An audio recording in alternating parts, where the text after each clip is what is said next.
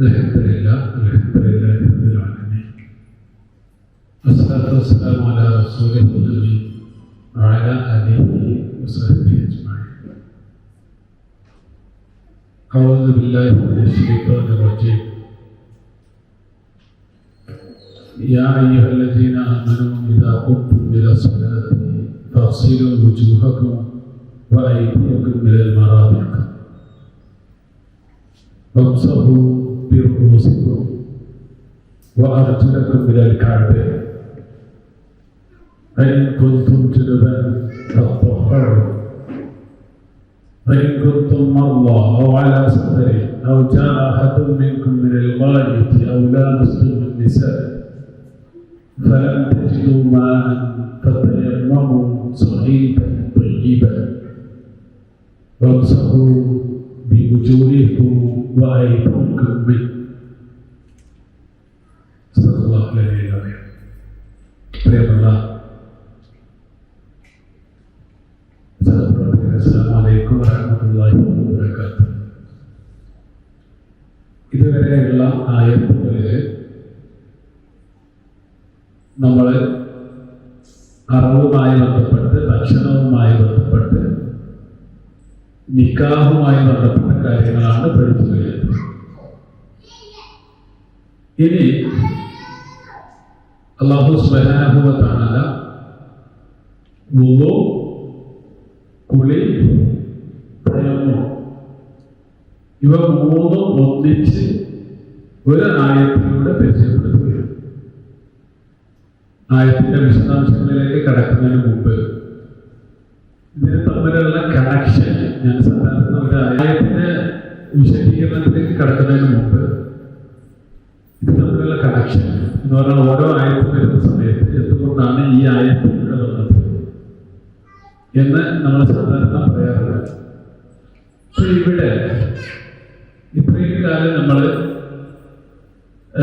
അറബിനെ കുറിച്ചായിരുന്നു പറഞ്ഞിരുന്നത്. ഇപ്പോ ഒന്നാമത്തെ ആയത്ത് യാ അയ്യുഹല്ലദീന ആമനൂ ഔഫൂ ബിൽ ഉഖൂദ്, നിങ്ങൾ കരാറുകൾ പാലിക്കുക എന്നാണ് പറയുന്നത്. കരാറുകൾ രണ്ട് വിധത്തിലാണ്. ഒന്നാമത്തേത് മനുഷ്യർക്കിടയിലുള്ള കരാറ്, രണ്ടാമത്തേത് മനുഷ്യരും അല്ലാഹുവും തമ്മിലുള്ള കരാർ. അപ്പൊ നിക്കാഹ് ആണ് അവസാനം പറഞ്ഞു വെച്ചത്. അത് മനുഷ്യർക്കിടയിലുള്ള കരാറാണ്. അത് മുമ്പ് അല്ലാഹു സുബ്ഹാനഹു വ തആലയുമായുള്ള കരാറാണ്. പിന്നെയും അല്ലാഹുവും മനുഷ്യരും തമ്മിലുള്ള കരാറുകളെ ഏറ്റവും വലുത്, ഏറ്റവും പ്രാധാന്യം അർഹിക്കുന്നത് എന്ന് പറയുന്നത് നമസ്കാരമാണ്. അപ്പൊ അതുകൊണ്ടാണ് ഈ കരാറുകളെ കുറിച്ച് പറയുന്നതിനിടയിൽ എങ്ങോട്ട് പോകുന്നത്? നമസ്കാരത്തിലേക്ക് പോകുന്നത്. അതുകൊണ്ടാണ് നാളെ പരലോകത്ത് ആദ്യമായിട്ടൊരു മനുഷ്യൻ വിചാരണ ചെയ്യപ്പെടുക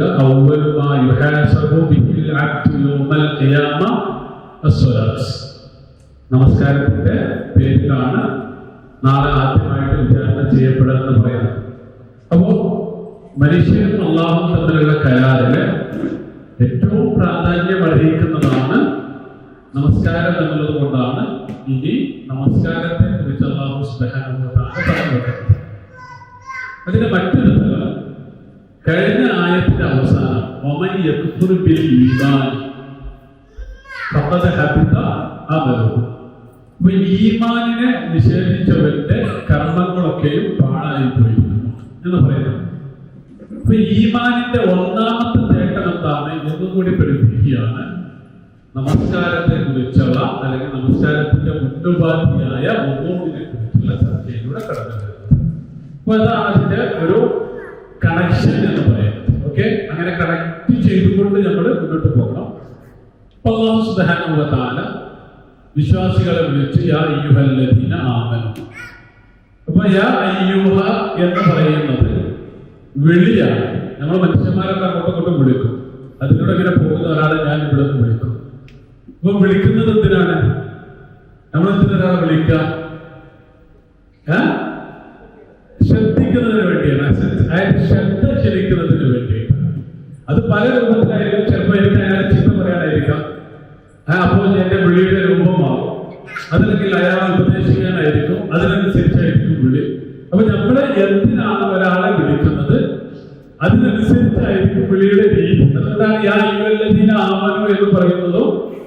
യാ അയ്യുഹൽ കാഫിറൂൻ എന്ന് പറയുന്നത് തമ്മിലുള്ള വ്യത്യാസം. ഒന്ന് എന്താണ്? വിശ്വാസികളെ വിളിച്ചുകൊണ്ട് വിശ്വാസികൾക്ക് ഗുണകരമായ സംഗതികൾ പറഞ്ഞു കൊടുക്കുകയാണ്. രണ്ടാമത്തേത് അവരോട് ഒരു നിലക്കും രാജ്യാവുകയില്ല എന്ന് പ്രഖ്യാപിക്കുന്നതാണ്. അപ്പൊ വിളിക്ക് ഈ പറയുന്ന അതിനുശേഷം എന്താണ് നമ്മൾ ചെയ്യുന്നത് അതിനനുസരിച്ച് വ്യത്യാസം ഉണ്ടാകും.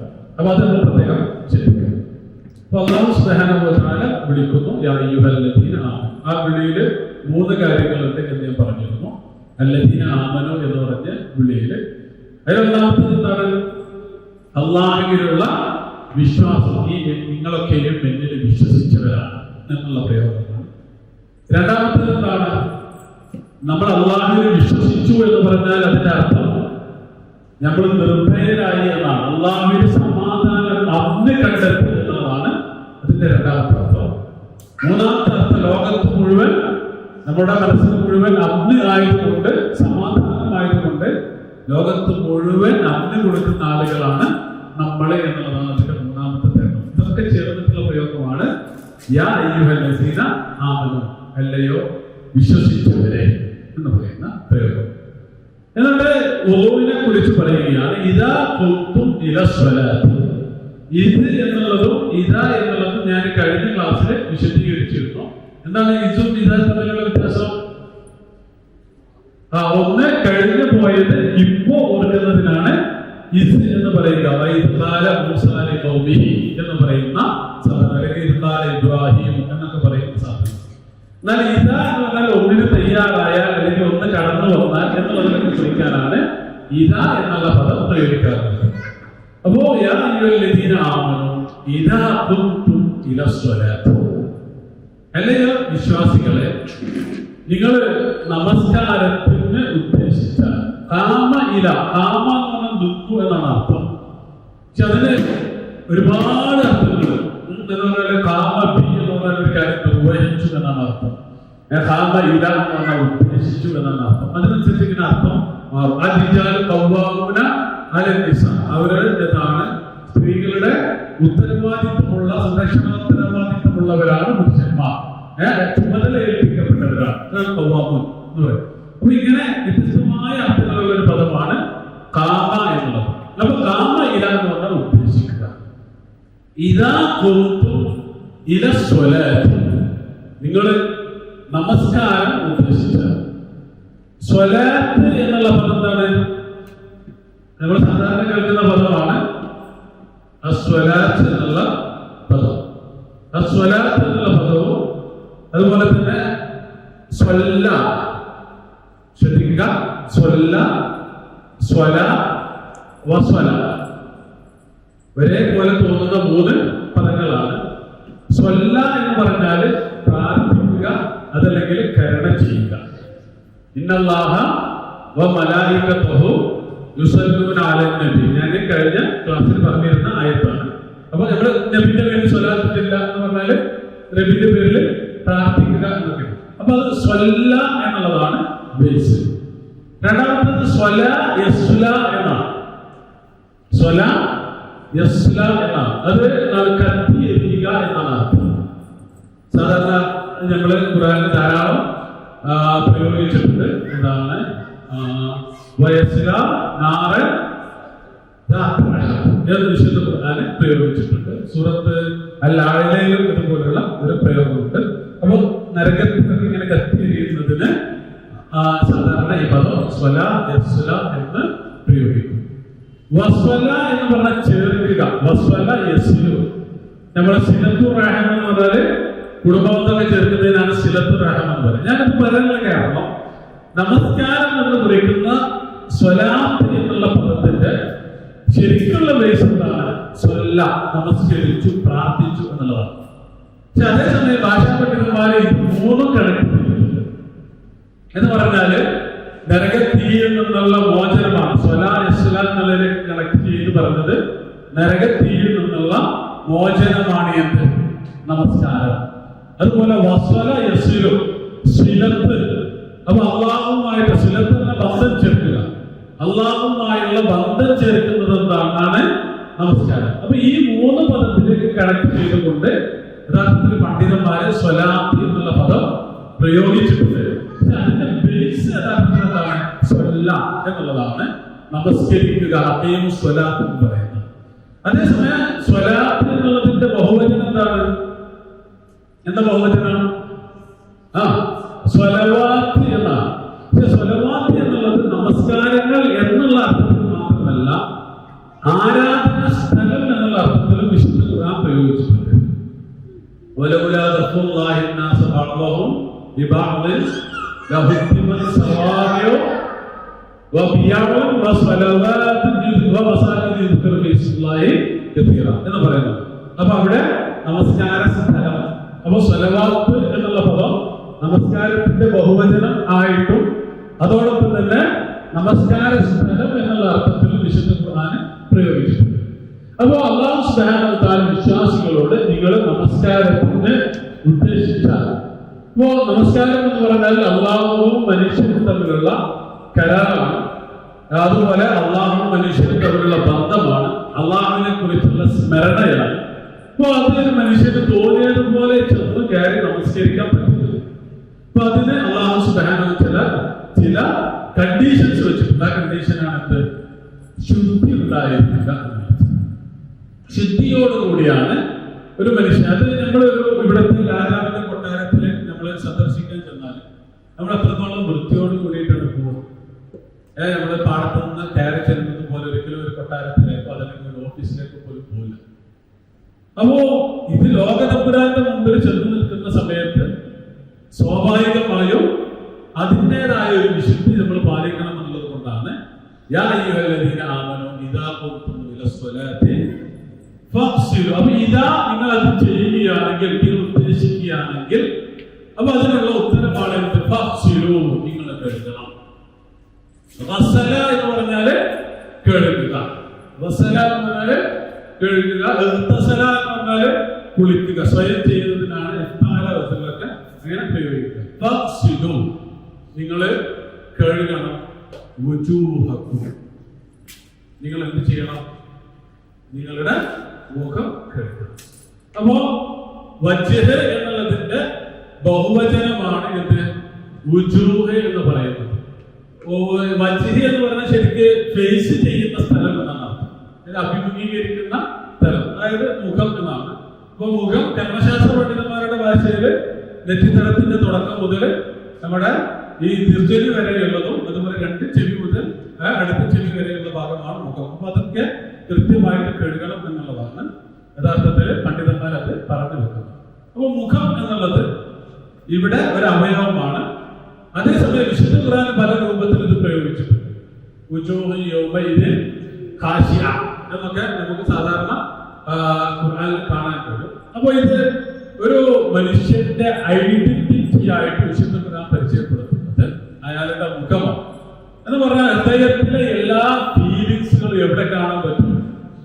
മുഖത്ത് കാണാൻ പറ്റും. ഒരാളെ കണ്ടാൽ, അയാളുടെ മുഖം കണ്ടാല് നമുക്ക് എന്ത് മനസ്സിലാക്കാൻ പറ്റും? അയാൾ സന്തുഷ്ടനാണ്, ഹാപ്പിയാണ്, ദുഃഖിതനാണ് എന്നൊക്കെ നമുക്ക് കാണാൻ പറ്റും. അതെന്തുകൊണ്ടാണെന്ന് വെച്ചാൽ മുഖമാണ് ഒരാളുടെ അടിസ്ഥാനം എന്നുള്ളത്. അതുകൊണ്ടാണ് നേരത്തെ പറഞ്ഞ ഹാഷ്യാണ് എന്നൊക്കെയുള്ള പ്രയോഗം കാണുന്നത്. എന്ന് പറഞ്ഞാല് അയാള് എന്താണ്? മുഖത്ത് എല്ലാം കൃത്യമായിട്ടുണ്ട്. അപ്പൊ ഇത് ഖിയാമത്തുമായി ബന്ധപ്പെട്ട ആയത്തുകളിലൊക്കെയും ഹൃദയം പറയുന്നത് പോലെ തന്നെ എന്തും പറയും, മുഖവും പറയും. കാരണം മുഖമാണ് പുറത്ത് ഒരാളുടെ എന്താണ് മാനസികാവസ്ഥ പുറത്തേക്ക് കാണിക്കുന്ന കണ്ണാടി. അത് സാധാരണ പറയാറുണ്ട്, മുഖം ഹൃദയത്തിന്റെ കണ്ണാടിയാണ് എന്ന് സാധാരണ പറയാറുണ്ട്. അപ്പൊ ഇവിടെ അവയവമാണ്. ഇവിടെ ഫഗ്സിലു വുജൂഹക്കും വഅയ്ദിയക്കും ഇലൽ മറാഫിഖ്, നിങ്ങൾ മുഖം കഴുകണം. പിന്നെന്ത് കഴുകണം? കൈകളും കഴുകണം. യത് എന്നുള്ളതിന്റെ ബഹുവചനമാണ് ഐദി എന്ന്. രണ്ട് ബഹുവചനമുണ്ട്. യത് എന്നുള്ള വേർഡിന് രണ്ട് ബഹുവചനമുണ്ട്. ഒന്ന് ഐദി എന്നും രണ്ടാമത്തേത് അയാതി എന്നുമാണ്. യത്, ഐദി, ഔ അയാതി. അപ്പൊ ഈ സാധനം സാധാരണ പറഞ്ഞ പോലെ കൈ എന്നാണ് ഇവിടെ അർത്ഥം. നിങ്ങൾ കൈകള് കഴുകണം എന്ന് തന്നെയാണ്. പക്ഷെ ഈ പദത്തിന്റെ വിശാലമായ അർത്ഥം ഇത് എന്നാണ് പല അർത്ഥത്തിലും വിശുദ്ധ ഖുർആൻ ഉപയോഗിച്ചത്. ഇപ്പൊ ഉദാഹരണമായിട്ട്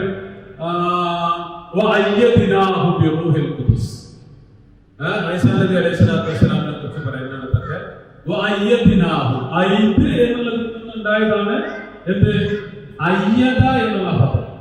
എന്ന് പറഞ്ഞാല് ഇപ്പൊ ഉദാഹരണമായിട്ട് നിങ്ങൾ ഇങ്ങനെ റോഡ് സൈഡിൽ നടന്നു പോകുമ്പോ ഒരാളുടെ കാറ് കേടുവന്നിട്ട് അപ്പോ ആ ആൾ സ്വാഭാവികമായിട്ട് ഇങ്ങോട്ട് ചോദിക്കും, ഒന്ന് കൈ വെക്കുമോ എന്ന് ചോദിക്കും.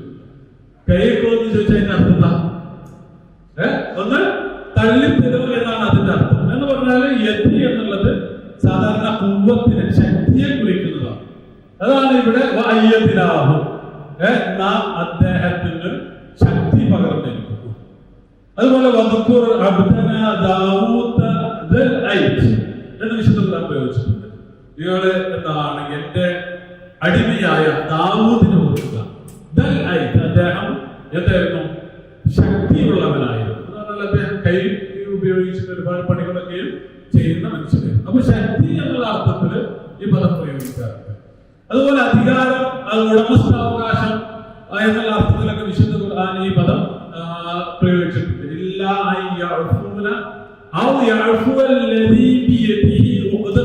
ആരുടെ കയ്യിലാണോ എന്താണ് വിവാഹ കരാറുള്ളത്, അതുപോലെ അതിന്റെ അവകാശമുള്ളത്. അപ്പൊ അവകാശത്തിന് എന്താ പറയാ, ഈ പറയുന്നത് പോലെ യതി എന്നുള്ള പദം പ്രയോഗിക്കും. അപ്പോ ഓരോ അർത്ഥത്തില് വിശുദ്ധ ഖുർആനിൽ സാധാരണ ചേർത്ത് പറഞ്ഞിട്ടുള്ള വിശാലമായ പദപ്രയോഗം. അപ്പൊ മലയാളത്തിൽ തന്നെ നമ്മൾ കൈ എന്നുള്ളത് പല അർത്ഥത്തിൽ നമ്മൾ കരുത്ത് പകരുക എന്നുള്ള അർത്ഥത്തിൽ, സഹായിക്കുക എന്നുള്ള അർത്ഥത്തിൽ, അധികാരം സ്ഥാപിക്കുക എന്നുള്ള അർത്ഥത്തിൽ, നമ്മുടെ ബേൽക്കൈ അദ്ദേഹത്തിനാണ് എന്നൊക്കെ സാധാരണ പറയാലോ. അപ്പൊ അങ്ങനെ പല രൂപത്തിൽ പ്രയോഗിക്കുന്നത് പോലെ തന്നെ വിശുദ്ധ ഖുർആൻ ഈ പദം പ്രയോഗിച്ചിട്ടുണ്ട്. പക്ഷെ ഇവിടെ യഥാർത്ഥത്തിൽ നമ്മുടെ അവയവം എന്നുള്ള അർത്ഥത്തിലാണ്. ഇലൽ മറാഫിഖ്. മറാഫിഖ് എന്താ? മുട്ട് എന്നാണ് സാധാരണ പറയാറുള്ളത്. ഇതിന് രണ്ട് ഏകവചനമുണ്ട്. അറബി ഭാഷയിലെ ഒരു തത്വം അനുസരിച്ച് മർഫിഖ് എന്നും ഇതിന് ഏകവചനമുണ്ട്, മിർഫഖ് എന്നും അർത്ഥമുണ്ട്. മസ്ജിദ്, മസാജിദ്.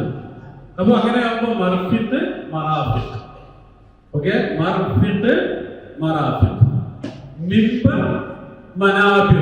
അപ്പൊ ആ രൂപത്തിൽ വരുമ്പോ മിർഫഖ്, മറാഫിഖ്. അപ്പൊ ഇത് സാധാരണ നമ്മള് മുട്ടിലാണ് ഇത് മിർഫഖ് എന്ന് പ്രയോഗിക്കാറ്. പക്ഷെ ഇത് സാധാരണ ഇങ്ങനെയല്ല പ്രയോഗിക്കാറ്. അറബി ഭാഷയിൽ എന്താണ് എല്ലാവിധ അനുബന്ധ സൗകര്യങ്ങൾക്കൊക്കെ ഈ മറാഫിഖ് എന്ന് പറയും. ഉദാഹരണത്തിന് നിങ്ങൾ ഒരു ഭൂമി വാങ്ങി വെക്കാം. അപ്പൊ ഭൂമിയുടെ അപ്പുറത്തുള്ള വഴി, അതിലൂടെ ഒഴുകുന്ന തോട്, ഇതൊക്കെ എന്താണ്? മറാഫിഖാണ്. അനുബന്ധ സൗകര്യങ്ങൾ എന്നുള്ള അർത്ഥത്തില് ആണ് ഇത് സാധാരണ പ്രയോഗിക്കുക.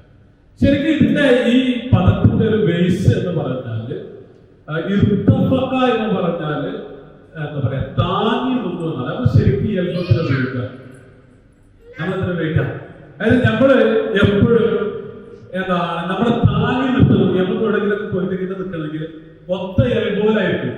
കാരണം ഇത് എവിടെയെങ്കിലും വെച്ചാലാണ് നമ്മള് അതിൽ ഊന്നുക. അപ്പൊ ഇതൊരു ഊന്നലിന് പ്രയോഗിക്കുന്ന സാധനമാണ് എന്ത്? ഈ പറയുന്ന മിർഫഖ് എന്ന് പറയുന്ന സാധനം. റസൂൽ സല്ലല്ലാഹു അലൈഹി വസല്ലമയുടെ അടുത്ത് റസൂൽ സല്ലല്ലാഹു അലൈഹി വസല്ലമയും സഹാബാക്കളൊക്കെ ഇങ്ങനെ ഇരിക്കുന്ന സമയത്ത് ഒരു അപരിചിതനായ മനുഷ്യൻ കടന്നു ചോദിച്ചു, മൻ ഇബ്നു അബ്ദുൽ മുത്തലിബ്, നിങ്ങളിൽ ആരാണ് അബ്ദുൽ മുത്തലിബിന്റെ മകൻ? റസൂലിനെ അന്വേഷിച്ചു വന്നാണ് റസൂലിന്റെ വിവരങ്ങളൊക്കെ കേട്ടിട്ട് ചോദിച്ചു. അപ്പോ അദ്ദേഹത്തിന്റെ സഹാബാക്കൾ നൽകുന്ന മറുപടി ഹുവ അൽ അബിയദുൽ മുർതഫിഖ് എന്നാണ്. ഹുവ അൽ അബിയദു അൽ മുർതഫിഖ് എന്ന് പറഞ്ഞാൽ ചാരിയിരിക്കുന്ന ആ വെളുത്ത മനുഷ്യൻ, വെളുത്ത വസ്ത്രമുള്ള മനുഷ്യൻ, അദ്ദേഹമാണ് ആര്? റസൂൽ. അപ്പൊ അവിടെ മുർതഫിഖ് എന്ന് പറഞ്ഞാല് ചാരി നിൽക്കുന്നത്. വിശുദ്ധ ഖുർആനിൽ ഈ പദം നിഅമത് തവാബു വഹസനത് മുർതഫഖ, സൂറത്തുൽ കഹ്ഫ്. നിഅമത് തവാബു വഹസനത് മുർതഫഖ. അപ്പൊ മുർതഫഖ എന്നുള്ളത് എത്ര നല്ല മുർതഫഖയാണ് എന്ന് ആ ഒരു പദത്തിൽ നിന്ന് വിശുദ്ധ ഖുർആൻ വ്യാഖ്യാതാക്കൾ അത് ചാരിയിരിക്കുന്ന സ്ഥലം എന്ന് പറഞ്ഞാൽ സ്വർഗീയാരാമത്തിലെ ഏറ്റവും മനോഹരമായ സ്ഥലം എന്നാണ് അതിനെ വിശദീകരിച്ചത്. അപ്പൊ ഞാൻ പറഞ്ഞു വരുന്നത് മിർഫഖ് എന്നുള്ള പദത്തെ ശരിക്കും ഇതിനെ പ്രയോഗിക്കുന്നത് അതിന്റെ ബേസ് എന്താണ്? ചാരി നിൽക്കുക എന്നുള്ളതാണ്. ചാരി നിൽക്കുക എന്നുള്ളതാണ്. അപ്പോ അതിലേക്കാണ് പിന്നെ ഈ മുട്ട് എന്നുള്ള സാധനം പ്രയോഗിച്ചിട്ടുള്ളത്. അതുകൊണ്ട് തന്നെ നാമത്തും റഫീഖത്തും എന്ന് പറയും. നമ്മള് ഈ റിഫ്ക് എന്ന് പറഞ്ഞാൽ എന്താണ്? റിഫ്ക് എന്ന് പറഞ്ഞാൽ എന്താ? റഫീഖ്, റിഫ്ക് നൈർമല്യമുള്ളവൻ എന്നൊക്കെയാണ് സാധാരണ പറയുക. റിഫ്ക് എന്ന് പറയുന്നത് റിഫ്കുള്ള എല്ലാ സംഗതികളും മനോഹരമായിരിക്കും ആണ് റസൂൽ സല്ലല്ലാഹു അലൈഹി വസല്ലം പറഞ്ഞിരിക്കുന്നത്, ഗുണകരമായിരിക്കും. അപ്പൊ ഇത് വരുന്നത് നാമത്തും റഫീഖത്തും എന്ന് പറഞ്ഞാല് ഈ പറയുന്ന മുട്ട് ഒടിഞ്ഞ ഒട്ടകം എന്ന് പറഞ്ഞാല് വിധേയപ്പെട്ട ഒട്ടകത്തിനാണ് നാദത്തും റഫീഖത്തും എന്ന് പറയുന്നത്. എന്ന് പറഞ്ഞാല് അങ്ങേയറ്റത്തെ വിധേയത്വത്തോടു കൂടി നിൽക്കുന്ന, എന്ന് പറഞ്ഞാൽ അതിന് വേറെ ഒന്നും ചെയ്യാൻ വയ്യ, അങ്ങനെയുള്ള ഒട്ടകത്തിനാണ് നാദത്തും റഫീഖത്തും. അതിൽ നിന്നാണ് റിഫ്ക് വന്നത്. അതിൽ നിന്ന് തന്നെയാണ് എന്ത് വരുന്നത്? മിർഫത്ത് വരുന്നത്. ഓക്കെ, അപ്പൊ അതാണ് ഈ ബേസിന്റെ, ഈ പദത്തിന്റെ ബേസ് എന്ന് പറയുന്ന, അടിസ്ഥാനം എന്ന് പറയുന്നത്. അപ്പോ അല്ലാഹു സുബ്ഹാനഹു വ തആല പറയുന്നത്, നിങ്ങൾ നമസ്കാരം ഉദ്ദേശിച്ചാൽ നിങ്ങളുടെ മുഖവും നിങ്ങളുടെ കൈകൾ കഴുകണം. കൈകൾ എവിടെ വരെ കഴുകണം? ഇലൽ മറാഫിഖ്, നിങ്ങളെ മുട്ട് വരെ കഴുകണം. മുട്ട് വരെ കഴുകണം. അപ്പൊ മുട്ട് വരെ കഴുകണം എന്ന് പറഞ്ഞാല് മുട്ട് അതിൽ പെടോ ഇല്ലേ എന്നുള്ളത് പണ്ഡിതന്മാർക്കിടയിലുള്ള ഒരു ചർച്ചയാണ്. എന്ന് പറഞ്ഞാൽ മുട്ട് വരെ കഴുകിയാൽ മതി എന്നൊരു കൂട്ടര് പറയുന്നു. അതല്ല, മുട്ട് കഴിഞ്ഞിട്ട് കഴുകണം എന്ന് ഒരു കൂട്ടര് പറയുന്നു. അപ്പൊ ഇതിലെ ആ ഒരു എന്താ പറയാ ചർച്ചയ്ക്ക് പ്രത്യേകിച്ച് പ്രസക്തിയൊന്നുമില്ല. അത് ആ കാലഘട്ടത്തിലെ ഒരു ചർച്ചയാണ്. കാരണം ഒന്നിനെ കുറിച്ച്, അതുപോലെ ആരാധനകളെ കുറിച്ചൊക്കെയുള്ള ഇസ്ലാമിന്റെ കൺസെപ്റ്റ് എന്നുള്ളത് ഏറ്റവും പെർഫെക്റ്റ് ആയിട്ട് അത് നിർവഹിക്കുക എന്നുള്ളതാണ്. അതുകൊണ്ടാണ് റസൂൽ സല്ലല്ലാഹു അലൈഹി വസല്ലം ഒന്നിനെ കുറിച്ച് പറയുന്നിടത്തൊക്കെ ഇസ്ബാഹുൽ വുളൂ എന്ന് പറയാം. പൂർണ്ണമായിട്ട് എത്രത്തോളം തികച്ചു ഒന്നെടുക്കുന്നു അത്രത്തോളം നാളെ പരലോകത്ത് തിളങ്ങി വരും എന്നാണ് അല്ലാഹു റസൂൽ സല്ലല്ലാഹു അലൈഹി വസല്ലം പഠിപ്പിച്ചത്. അപ്പൊ ആരും മുട്ടിന്റെ അതിൽ കൊണ്ടുപോയി നിർത്തേണ്ടതില്ല, പരമാവധി നീട്ടുകയാണ് വേണ്ടത് എന്നുള്ളതാണ് ഒന്നാമത്തെ അതിന്റെ ഹിക്മത്ത്. ഇതിന്റെ രണ്ടാമത്തെ തലം എന്ന് പറഞ്ഞാൽ ഭാഷാപരമായ തലം. നമ്മളൊരു വസ്തുവിനെ കുറിച്ച് പറഞ്ഞ് അതിന്റെ തന്നെ ഭാഗമാണ് അടുത്തത് എന്ന് ഇല വെച്ച് തുടങ്ങുകയാണെങ്കിൽ അതും അതിൽ ഉൾപ്പെടുന്നതാണ്. സുബ്ഹാനല്ലദീ അസ്റാ ബിഅബ്ദിഹി ലൈലൻ മിനൽ മസ്ജിദിൽ ഹറാമി ഇലൽ മസ്ജിദിൽ അഖ്സ അല്ലദീ ബാറകനാ ഹൗലഹു. അപ്പോൾ മസ്ജിദിൽ ഹറാം ഉൾപ്പെടും, മസ്ജിദ് അഖ്സയും ഉൾപ്പെടും. അല്ലാണ്ട് അഖ്സയുടെ അപ്പുറത്ത് ഇങ്ങനെ അടുപ്പിന് ചെന്നിട്ട് റസൂൽ സല്ലല്ലാഹു അലൈഹി വസല്ലം തിരിച്ചു പോവുകയല്ല ചെയ്തത്. നേരെ മറിച്ച് അഖ്സയിൽ പ്രവേശിക്കുകയാണ് റസൂൽ സല്ലല്ലാഹു അലൈഹി വസല്ലം ചെയ്തിട്ടുള്ളത്. അപ്പോൾ സ്വാഭാവികമായിട്ടും ഇല എന്ന് പറയുമ്പോൾ ആ പറയുന്ന മിർഫത്തും അതിൽ ഉൾപ്പെടുന്നതാണ്. ഓക്കെ, ക്ലിയർ അല്ല? ഓക്കെ, യാ അയ്യുഹല്ലദീന ആമനൂ ഇദാ ഖുംതും ഇലസ്സലാത്തി ഫഗ്സിലൂ വുജൂഹക്കും വഅയ്ദിയക്കും ഇലൽ മറാഫിഖ്. അപ്പോൾ ഇത് വെച്ചുകൊണ്ട് പണ്ഡിതന്മാർ പറയുന്നത്, ഒന്ന്, നിയ്യത്ത് നിർബന്ധമാണ്. എന്ന് പറഞ്ഞാല് നിങ്ങൾ നമസ്കാരം ഉദ്ദേശിച്ചാൽ വെറുതെ ഒരു ചടങ്ങ് പോലെ നിർവഹിക്കുന്ന പോലെ ഒരു മനുഷ്യൻ പോയിട്ട് ചെയ്യേണ്ട പണിയല്ല എന്ത് നമസ്കാരം എന്നുള്ളത്. നേരെ മറിച്ച് ഇദാ ഖുംതും ഇലസ്സലാത്ത്, നമസ്കാരം ഉദ്ദേശിക്കുക എന്നുള്ള ഒരു പരിപാടി തന്നെയുണ്ട്. അപ്പൊ അതുകൊണ്ട് ഇന്നമൽ അഅ്മാലു ബിന്നിയ്യാത്ത്, കർമ്മങ്ങളൊക്കെയും അല്ലാഹു സുബ്ഹാനഹു വ തആല പരിഗണിക്കുക എന്തിന്റെ അടിസ്ഥാനത്തിലാണ്? നിയ്യത്തുകളുടെ അടിസ്ഥാനത്തിലാണ് എന്നുള്ളത് കൊണ്ട് നിയ്യത്ത് വളരെ അനിവാര്യമാണ്. അപ്പൊ ഒന്നു കൊടുക്കുന്നത് വേണം, നിയ്യത്ത് വേണം. നമസ്കരിക്കുന്ന നിയ്യത്ത് വേണം. മറ്റെന്തെല്ലാം ആരാധനാകർമ്മങ്ങളുണ്ടോ ആ ആരാധനാകർമ്മങ്ങൾക്കൊക്കെയും എന്ത് വേണം? നിയ്യത്ത് വേണം. സൽക്കർമ്മങ്ങൾക്ക് പോലും അത് പഠിച്ചവന്റെ അടുത്ത് പ്രതിഫലം ലഭിക്കാൻ എന്നുള്ള ഉദ്ദേശം ഉണ്ടെങ്കിൽ മാത്രമേ അല്ലാഹു സുബ്ഹാനഹു വ തആല പ്രതിഫലം നൽകുള്ളൂ. അതുകൊണ്ടാണ് സത്യനിഷേധികളുടെ കർമ്മങ്ങൾക്ക് എന്തില്ല? നാളെ പരലോകത്ത് പ്രതിഫലമില്ല. കാരണം അവരുടെ ഉദ്ദേശം അള്ളാഹുവിന്റെ അടുത്ത് നിന്നുള്ള പ്രതിഫലം ലഭിക്കുക എന്നുള്ളതായിരുന്നില്ല. ഓക്കെ, അപ്പോൾ നമ്മള് യാ അയ്യുഹല്ലദീന ആമനൂ ഇദാ ഖുംതും ഇലസ്സലാത്തി ഫഗ്സിലൂ വുജൂഹക്കും വഅയ്ദിയക്കും ഇലൽ മറാഫിഖ്. ഓക്കെ, വംസഹൂ ബിറുഊസിക്കും വഅർജുലക്കും ഇലൽ കഅബൈൻ. വംസഹൂ, നിങ്ങൾ തടവുകയും ചെയ്യുക. മസഹ എന്ന് പറഞ്ഞാൽ എന്താണ്? ഈ പദം നമുക്ക് നല്ല ധാരാളം പരിചയമുള്ള പദമാണ്. മസഹ എന്ന് പറഞ്ഞാൽ എന്താണ്? തടവുക എന്നാണ്. ഇത് എവിടെ നമ്മൾ കേട്ടിട്ടുള്ളത്? ഞാൻ മനസ്സിലാക്കണമൊക്കെ അദ്ദേഹം പറയുന്നത്. മസീഹ് ദജ്ജാലും എന്ന് കേട്ടിട്ടുണ്ട്. പിന്നെ കേട്ടിട്ടുള്ളത് മസീഹ് ഇബ്നു മറിയം അപ്പൊ മസഹ എന്ന് പറഞ്ഞാൽ തടവുക എന്നുള്ളതാണ്. അപ്പൊ മസീഹിന് മറിയം എന്ന പേര് വരാനുള്ള കാരണം ഈസാ നബി അലൈഹി സ്വലാത്തു വസ്സലാമിന്റെ മുഅ്ജിസത്തുകളിൽ വളരെ സുപ്രധാനമായത് അദ്ദേഹം ലോകമുള്ള ആളുകൾക്കൊക്കെയും അദ്ദേഹം ഇങ്ങനെ തടവിയാല് രോഗം മാറുമെന്നുള്ള വെള്ളപ്പാണ്ടാവട്ടെ, കുഷ്ഠമാവട്ടെ, അതല്ലെങ്കിൽ അതുപോലുള്ള എന്താണ് രോഗങ്ങളൊക്കെ എന്നുള്ളതാണ്. അപ്പൊ അങ്ങനെയാണ് അദ്ദേഹം എന്ത് പേരിൽ അറിയപ്പെടുന്നത്? മസീഹ് ഇബ്നു മറിയം എന്ന പേരിൽ അറിയപ്പെടുന്നത്.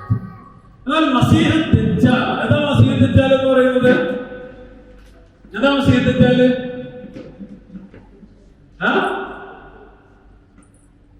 മസീഹ് ദജ്ജാൽ എന്താണ്? അപ്പൊ മസീഹ് ദജ്ജാലിനെ കുറിച്ചുള്ള റസൂൽ സല്ലല്ലാഹു അലൈഹി വസല്ലമയുടെ കാഴ്ചപ്പാട് എന്താണെന്ന് വെച്ചാൽ, അല്ലെങ്കിൽ അവതരിപ്പിച്ച രൂപം എന്ന് പറഞ്ഞാൽ ഒരു മുഖത്തിന്റെ ഒരു ഭാഗം തടയപ്പെട്ടത് എന്നുള്ള, അല്ലെങ്കിൽ തടവപ്പെട്ടത് എന്ന് പറഞ്ഞാൽ ഒരു ഭാഗത്ത് കണ്ണൊന്നും കാണില്ല എന്നാണ്. അപ്പൊ അതിന് പല രൂപത്തിലുള്ള വ്യാഖ്യാനമുണ്ട്. അതൊരു ജീവജാലാണ് എന്നുള്ള വ്യാഖ്യാനമുണ്ട്, അതല്ല അതൊരു നിലപാടാണ് എന്നുള്ള വ്യാഖ്യാനമുണ്ട്. എന്ന് പറഞ്ഞാല് അതായത് ഒറ്റക്കണ്ണ് കൊണ്ട് ലോകത്തെ കാണുക എന്നുള്ളതാണ് അതിന്റെ ഒരു രീതി. എന്ന് പറഞ്ഞാല് മൊത്തം അനീതിയിൽ അധിഷ്ഠിതമായ ഒരു ലോകക്രമം എന്ന് പറയുന്നതാണ്. അപ്പോ ആ രണ്ടാമത്തെ വായനയാണ് വ്യക്തിപരമായിട്ട് ഞാൻ അനുകൂലിക്കുന്നത്. അപ്പോ ഏതായാലും മസഹ എന്ന് പറഞ്ഞാൽ തടവുക എന്നാണ് അർത്ഥം. നിങ്ങളുടെ റഅസ് എന്നുള്ളതിന്റെ ബഹുവചനമാണ് എന്ത്? റുഊസ്.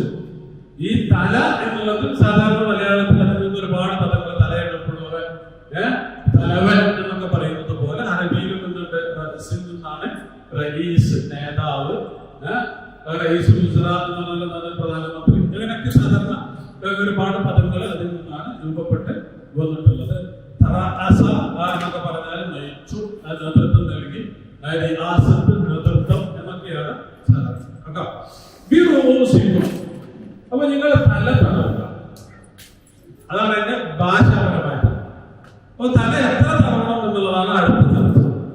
അപ്പൊ അതിന് മാലിക്കി ഹംബലി മദ്ഹബ് അനുസരിച്ച്, മാലിക്കി മദ്ഹബ് ഒരു ഇഹ്തിയാതി മദ്ഹബാണ്, വളരെ സൂക്ഷ്മത പാലിക്കുക എന്നുള്ളതാണ് മാലിക്കി മദ്ഹബിന്റെ ഒരു കാഴ്ചപ്പാട്. എന്നുള്ളത് കൊണ്ട് മാലിക്കി മദ്ഹബ് തല മുഴുവൻ തടവുന്നതാണ് നല്ലത് എന്നുള്ള അഭിപ്രായക്കാരാണ് എന്ത്?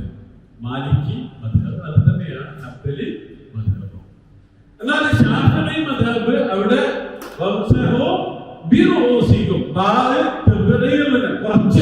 എന്നുള്ളതിനെ കുറിക്കുന്നതിനാണ് ആ ഭാവ് വന്നിട്ടുള്ളത്. അതുകൊണ്ട് എന്താക്കി കുറച്ച് തടവിയാൽ മതി എന്നുള്ളതാണ് എന്റെ ശാഫിഈ മദ്ഹബ്. പിന്നെ ഹനഫി മദ്ഹബ് തലയുടെ കാൽ ഭാഗം തടവണം എന്നുള്ളതാണ് ഹനഫി മദ്ഹബ്.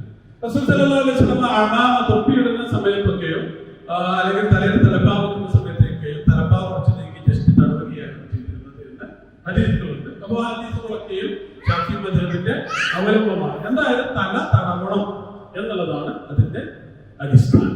ഓക്കെ, ഇങ്ങനെയുള്ളതാണ് വിഷയം. ബിറൂസിക്കും എന്ന് കഴിഞ്ഞതിന് ശേഷം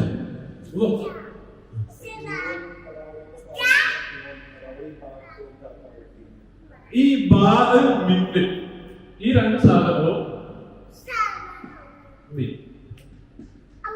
ഇത് രണ്ട് തബീഇൽ നിന്നും വരും, ബയാനിൽ നിന്നും വരും. ഉദാഹരണമായിട്ട് എന്ന് പറയുന്നത് നിങ്ങൾ എല്ലാ വസ്തുക്കളും എന്ന് പറഞ്ഞ വിഗ്രഹങ്ങളെ ഉപേക്ഷിക്കുന്നത്. അപ്പൊ അവിടെ മിൻ എന്നുള്ളത് എല്ലാ വിഗ്രഹങ്ങളും ഉൾപ്പെടുന്നത് ബയാനാണ്. പക്ഷെ മറ്റു ചില സമയത്ത് ഇത് മിൻ എന്തായിരിക്കും? തബീഇലായിരിക്കും. അതുപോലെയാണ് ബാഹ്. അപ്പൊ ബായുടെ വംശഭൂമിസിക്കും എന്നുള്ളത് ബാഹ് എന്താണ്? വംശഹു എന്നുള്ളതിനെ തന്നെ ബയാനായിട്ട് വന്നതാണ് എന്നുള്ളതാണ് മറ്റു മദ്ഹബുകൾ പറയുന്നത്. എന്നാൽ ഇത് മിൻ എന്നുള്ളതിന്റെ അർത്ഥത്തിൽ തബീഇൽ നിന്ന് വന്നതാണ് എന്നാണ് ശാഫിഈ മദ്ഹബ് പറയുന്നത്.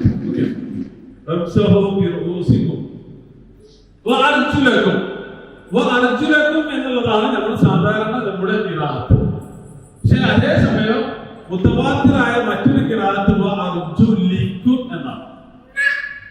ഓക്കെ, അർജുലക്കും. ഇവിടെ ചിലപ്പോൾ നിങ്ങൾ അർജുലിക്കും എന്നൊക്കെ ഓതുന്നത് കേൾക്കാൻ നിങ്ങളെ മാമിനെ തിരുത്താൻ പോകേണ്ടതില്ല അകലെയും എന്നിട്ട് ഓതും. ഓക്കെ, അപ്പൊ ആദ്യം എന്താണ് പദം? ഏകവചനം എന്താണ്?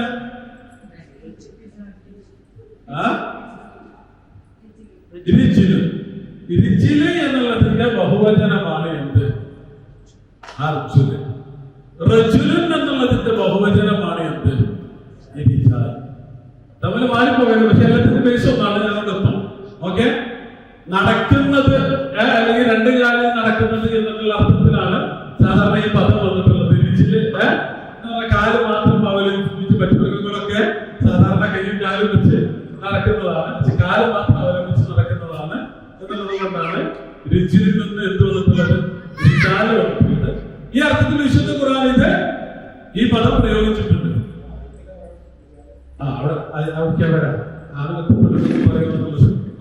അപ്പൊ ഇത് മനുഷ്യർ എന്നുള്ളതിനുള്ള പ്രയോഗമാണ് എന്ത്? വിചാരം എന്നുള്ളതിന്റെ സാധാരണ പ്രയോഗം. ഉദാഹരണമായിട്ട്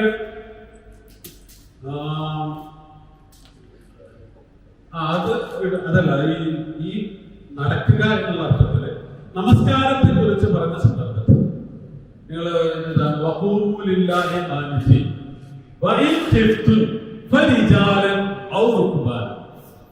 നിങ്ങൾ നമസ്കരിക്കണം എന്ന് പറഞ്ഞതിന് ശേഷം എന്ന് പറഞ്ഞതിന് ശേഷം നിങ്ങൾ ഭയത്തിന്റെ സമയത്താണെങ്കിൽ പോലും അപ്പൊ നിങ്ങൾ നടന്ന് നമസ്കരിക്കണം. അല്ലെങ്കിൽ വാഹനപ്പുറത്തിരുന്ന് നിങ്ങൾ നമസ്കരിക്കണം. അപ്പൊ നടന്ന് എന്നുള്ള അർത്ഥത്തിൽ വിശുദ്ധ ഖുർആനിൽ തന്നെയും ഈ പദം പ്രയോഗിച്ചിട്ടുണ്ട് എന്ന് കുറിക്കാനാണ് ഞാനിത്. അതിൽ നിന്നാണ് രിജിലിൽ നിന്നാണ് എന്ത് വരുന്നത്? റജുല് എന്നുള്ള പദവും യഥാർത്ഥത്തിൽ വരുന്നത്. അപ്പൊ പിന്നുള്ള ചോദ്യം, റജുല് എന്ന് പറയുന്നത് യഥാർത്ഥത്തിൽ ആണുങ്ങൾക്ക് പറയുന്നത് അല്ല എന്നുള്ളതാണ്. തെറ്റാണ്. എന്ന് പറഞ്ഞാല് റജുല് എന്നുള്ളതും വലത് എന്ന് പറയുന്നതും വിശുദ്ധ ഖുർആനിലും ഭാഷയിലും ആണും പെണ്ണിലും പ്രയോഗിക്കും. ഒരു പുതിയ അറിവായിരിക്കും. വലത് നമ്മൾ സാധാരണ ആൺകുട്ടിക്ക് പറയുന്ന സാധനം അല്ല, പക്ഷെ വലത് എന്നുള്ളതും റജുല് എന്നുള്ളതും. അപ്പോ എന്ന് വിശുദ്ധ ഖുർആൻ പ്രയോഗിച്ചിട്ടുണ്ട്. അതല്ലെങ്കിൽ മിനൽ മുഅ്മിനീന റിജാലുൻ സദഖൂ മാ അഹദുല്ലാഹ അലൈഹി, വിശ്വാസികളില് കുറച്ച് ആളുകളുടെ അല്ലാഹുമായിട്ടുള്ള വാഗ്ദാനം അവര് പൂർത്തീകരിച്ചിരിക്കുന്നു. അത് ആണുങ്ങൾ മാത്രമെന്ന് പറഞ്ഞ പ്രശ്നമാണ്. അപ്പോ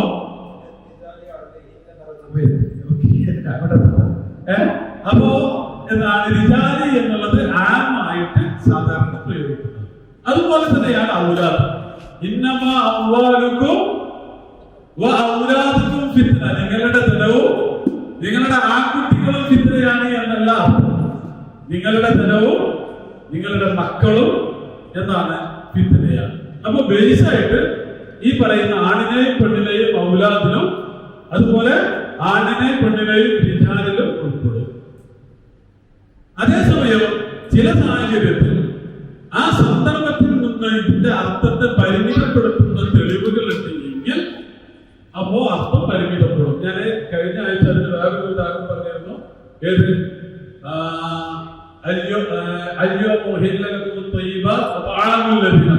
എന്നുള്ളത് എല്ലാ ഭക്ഷണവുമാണ്, പക്ഷെ അവിടെ എന്താണ്? അറവാണ്.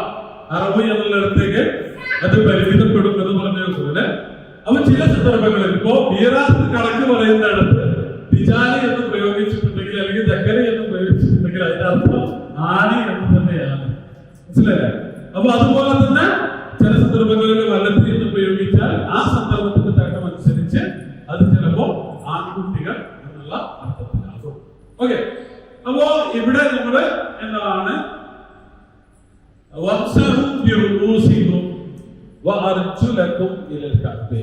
അപ്പൊ നിങ്ങളുടെ തല തടവുക. പിന്നെ അർജുലക്കും എന്ന് പറയുമ്പോ അത് മടങ്ങണത് കൊണ്ടായോ ഫസിലു എന്നുള്ള അടുത്തേക്ക്. ഫസിലു എന്നാൽ എന്താണ്? നിങ്ങള് കഴുകുക എന്നാണ്. അപ്പൊ കാല് ഉണ്ടാക്കണം, കഴുകണം. ഫസിലു അർജുലക്കും എന്നാണ് അപ്പൊ വായിക്കുക. നിങ്ങൾ നിങ്ങളുടെ കാലുകൾ കഴുകണം. അതേസമയം അർജുലിക്കും എന്ന് വായിച്ചാൽ അതെങ്ങോട്ടാണ് മടങ്ങുന്നത്? എന്നുള്ള ഇടത്തേക്കാണ് മടങ്ങുന്നത്. അപ്പൊ പിന്നെ കാലെന്താക്കണം? കാല് കഴുകുന്നതിന് പകരം തടവണം. അപ്പൊ കാല് തടവുന്ന പരിപാടി ഉണ്ടോ? കുഫിട്ടിട്ട് തടവുന്നതിനെ കുറിച്ചല്ല പറഞ്ഞത്. അല്ലാതെ തടവുന്നവരുണ്ട്. ആ തടവുന്നതിന്റെ അടിസ്ഥാനം ദലീല് ഈ പറയുന്ന എന്താണ് അർജുനിക്കും എന്നുള്ള പ്രയോഗം. അതേസമയം ഞാൻ പറയുന്നത് അർജുനിക്കും എന്നാണെങ്കിൽ പോലും അതിൽ നിന്ന് തടവുക എന്ന അർത്ഥം ഭാഷയില് ഉദാഹരണമായിട്ട് അക്കരുത്തു അദ്ദുജാജവശായ എന്ന് പറയും. ഇപ്പൊ നമ്മളെന്ന മലയാളത്തിൽ പറയും ഞാൻ പൊറാട്ട ചായ തിന്നു എന്ന് പറയും. അപ്പൊ അവിടെ ചായ തിന്നോ, ചായ തിന്നു എന്ന് പറയില്ല. പക്ഷെ അതേസമയം പൊറാട്ട ചായ എന്ന് പറയുമ്പോ അതിലേക്ക്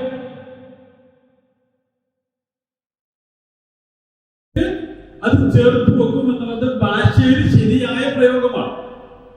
അപ്പൊ അതുപോലെ ബിറുസിക്കും എന്നുള്ള ഇടത്തേക്ക് അതിന്റെ മുമ്പ് മസഹ എന്ന് വന്നു എന്നുള്ളത് കൊണ്ട് എന്താവില്ല, അതുകൊണ്ട് മാത്രം അത് കാല് തടവുക എന്നുള്ള അർത്ഥം കിട്ടില്ല എന്ന് മാത്രമല്ല, സ്വഹീഹായ ഹദീസുകളിലൊക്കെയും റസൂൽ സല്ലല്ലാഹു അലൈഹി വസല്ലമ കാല് കഴുകുകയായിരുന്നു ചെയ്തിരുന്നത് എന്നും ഒരുപാട് ഹദീസുകളിൽ ശരിക്ക് കഴിയാത്തവരെ നോക്കിയിട്ട് റസൂൽ ഇങ്ങനെ വിളിച്ചു പറയാറുണ്ടായിരുന്നു, ഈ എന്താണ് ഇവർക്ക് നാശം, നരകത്തിൽ നിങ്ങൾ സൂക്ഷിച്ചു കൊള്ളുക, ഈ എന്താണ് മടമ്പുകൾ ശരിക്ക് കഴുകാത്തവർ എന്നുള്ള അർത്ഥത്തിലുള്ള പ്രയോഗങ്ങൾ നമുക്ക് കാണുവാൻ കഴിയുന്നതാണ്. അപ്പോ അവിടെ അർജുനിക്കും എന്നാണെങ്കിലും അർജുനക്കും എന്നാണെങ്കിലും നമ്മളുടെ മതം അനുസരിച്ച് അതെന്താണ് കഴുകൽ തന്നെയാണ്. ഭാഷാപരമായിട്ട് അത് കഴുകൽ തന്നെയാണ് എന്ന് തന്നെയാണ് നമുക്ക് പറയാൻ. അപ്പൊ ഇതാണ് വുദൂവിനെ കുറിച്ചുള്ള ഭാഗം. കഅബ എന്താണ്? ഈ മുളച്ചു നിൽക്കുന്ന ഭാഗത്തിനാണ് എന്ത് പറയുക, കഅബ എന്ന് പറയുക.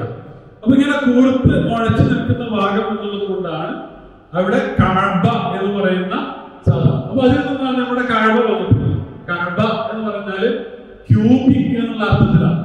എന്ന് പറഞ്ഞാൽ 4 സൈഡിലേക്ക് ഇങ്ങനെ മുളച്ചു കൂർത്ത് നിൽക്കുന്ന ആ ക്യൂബിക് ഷേപ്പിലുള്ള സാധനം എന്നുള്ളത് കൊണ്ടാണ് അതിനെ എന്ത് പറയുന്നത്, കഅബ എന്ന് സാധാരണ പ്രയോഗിക്കുന്നത്.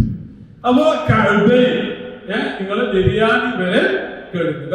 സ്വാഭാവികമായിട്ടും ഇല എന്നുള്ളത് ഞാൻ നേരത്തെ പറഞ്ഞതുപോലെ ബിരിയാണിയും ഉൾപ്പെടുന്നതാണ്. അപ്പൊ ഇതാണ് നമസ്കാരത്തിന് മുമ്പ് ചെയ്യുവാനുള്ള വുദു എന്ന് പറയുന്നത്. ഇപ്പൊ വുദുവിന്റെ ബേസ് ആണ് പറഞ്ഞത് എന്ന് പറഞ്ഞാൽ അതിനപ്പുറത്ത് നമ്മൾ ചെയ്യുന്ന കുറെ പണികളുണ്ട്, അതൊക്കെ സുന്നത്തുകളാണ്. അപ്പോ ഇത് എന്താണ് അതിന്റെ റുക്ന് ആയിട്ട് കണ്ടീഷനായിട്ട് നിർബന്ധമായിട്ടും ചെയ്യേണ്ട കർമ്മങ്ങളായിട്ടാണ് വിശുദ്ധ ഖുർആനിൽ പരിചയപ്പെടുത്തുന്നത്. ഓക്കെ, അപ്പൊ ഇത് ഈ പറയുന്ന വുദു എന്ന് പറയുന്നത് അൽ ഹദഫുൽ അസ്ഗറിൽ നിന്നുള്ള മോചനമാണ്. എന്ന് പറഞ്ഞാൽ ചെറിയ അശുദ്ധിയിൽ നിന്ന് ഒരാൾക്ക് ശുദ്ധിയാകുവാനുള്ള, സ്വാഭാവികമായും സാധാരണ ആളുകളൊക്കെയും എന്തിനാണ് ഉണ്ടാവുക, ചെറിയ അശുദ്ധിയിലായിരുന്നു. അപ്പൊ നമസ്കാരത്തിന്റെ സമയമാകുമ്പോൾ ശുദ്ധിയാവുക. അതുകൊണ്ടാണ് ചെറിയ അശുദ്ധി കൊണ്ട് വിശുദ്ധ ഖുർആൻ അവിടെ പറഞ്ഞു തുടങ്ങിയത്. എന്നിട്ട് ഇതല്ലാത്ത ചില സന്ദർഭങ്ങളുണ്ട്. അതിൽപ്പെട്ടതാണ് എന്ത്, നിങ്ങൾ വലിയ അശുദ്ധിക്കാരൻ എന്ന് പറഞ്ഞാൽ വുദു കൊണ്ട് ശുദ്ധിയാവാത്ത സന്ദർഭങ്ങൾ ഉണ്ടായിരിക്കും. അപ്പോ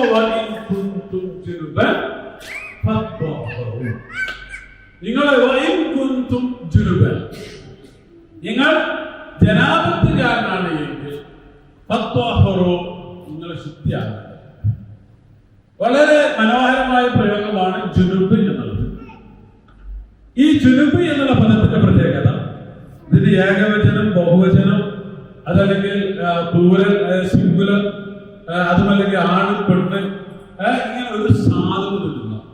എന്ന് പറഞ്ഞാൽ റജുലുൻ ജുനുബ്, ഇംറഅത്തുൻ ജുനുബ്, ഹും ജുനുബ്, ആരിലേക്ക് ചേർത്താൽ ഈ പദം എന്താണ് ജുനുബ് തന്നെ പറയുള്ളൂ. അതിനൊരു മാറ്റവും സംഭവിക്കുന്നു. അതാണ് അതിന്റെ ഒന്നാമത്തെ പ്രത്യേകത. രണ്ടാമത്തെ നമ്മൾ ജനാപത്തി എന്നൊക്കെ പറയുന്നത് എന്താണ്? ജനാപത്തി എന്നുള്ള ഈ പദത്തിന്റെ ഒരു അർത്ഥം യഥാർത്ഥത്തിൽ അകന്നു എന്നാണ് അർത്ഥം. എന്ന് പറഞ്ഞാൽ ശുദ്ധിയിൽ നിന്ന് അകന്നു നിൽക്കുന്ന അവസ്ഥയാണ് ജനാപത്തിന്റെ അവസ്ഥ എന്ന് പറയും. വിശുദ്ധ ഖുർആനിൽ അകന്നു നിൽക്കുക എന്നുള്ള അർത്ഥത്തിൽ ഈ പദം പ്രയോഗിച്ചിട്ടുണ്ട്.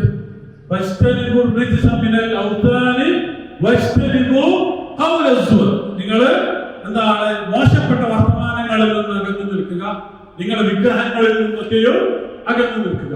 അപ്പൊ അകന്നു നിൽക്കുക എന്നുള്ള അർത്ഥത്തിൽ തന്നെ അല്ലാഹു സുബ്ഹാനഹു വ തആല ഈ പദം പ്രയോഗിച്ചിട്ടുണ്ട്. അപ്പൊ അതിൽ നിന്നാണ് ജുനുബ് ജനാബത്ത് എന്നുള്ള പദം വരുന്നത്. ശുദ്ധിയിൽ നിന്ന് അകന്ന സാഹചര്യമാണ് എന്ത് ജനാബത്ത്. അപ്പോ ഇവിടെ നിങ്ങൾ ജനാബത്തിനാണെങ്കിൽ നിങ്ങൾ ശുദ്ധിയാവുക. ഇത്വഹറ എന്ന് പറഞ്ഞാല് ശുദ്ധിയാവുക, സ്വയം ശുദ്ധിയാവുക. ഇത് രണ്ട് രൂപത്തിൽ തതഹറ എന്നും പറയും, ഇത്വഹറ എന്നും പറയും. തതഹറ എന്നും പറയും, ഇത്വഹറ എന്നും പറയും.